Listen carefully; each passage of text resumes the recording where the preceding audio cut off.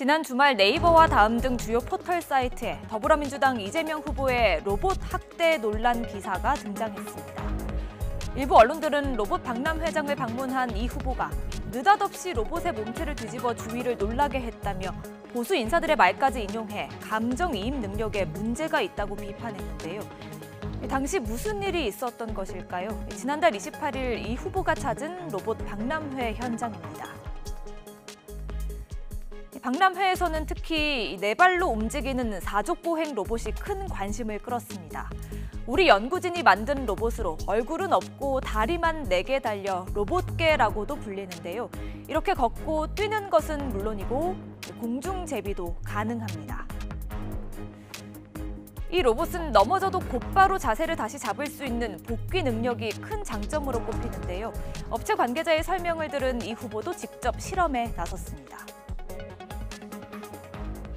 밀거나 넘어지거나 해서 다시 힘줘서 됩니다. 잘 보시는데요? 네. 망가지는 거 그렇게 되더라도 이제 스스로 원래 일어나야 되는데 네, 일어날 겁니다. 이제.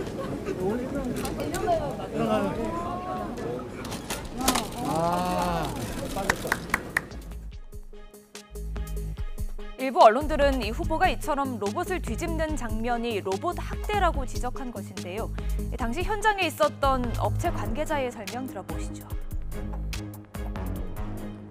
사족보행 로봇의 이제 특징 중에 하나가 어쨌든 스스로 이제 넘어졌을 때 일어날 수 있는 기능이 있다라고 설명을 드렸고, 그래서 한번 밀어봐도 돼요라고 해서 네 괜찮습니다 밀었고요. 처음 밀었을 때 안 넘어져서 잘 버티네요 하면서 이제 한 번 더 세게 미신 거죠. 예. 그래서 제가 놀라지 마십시오. 스스로 일어날 겁니다. 그래서 스스로 일어나는 것까지 다 시연을 해드렸죠. 그러면서 사족보행 로봇은 넘어지지 않는 것, 또 넘어져도 다시 일어나는 것이 중요하다며 학대 논란에 선을 그었습니다.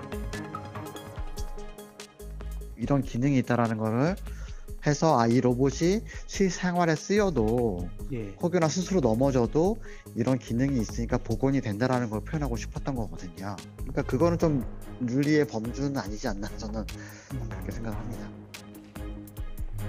그런가 하면 이 후보의 잠재적 경쟁 상대 가운데 한 명인 윤석열 전 검찰총장은 개식용과 관련된 발언으로 도마 위에 올랐습니다.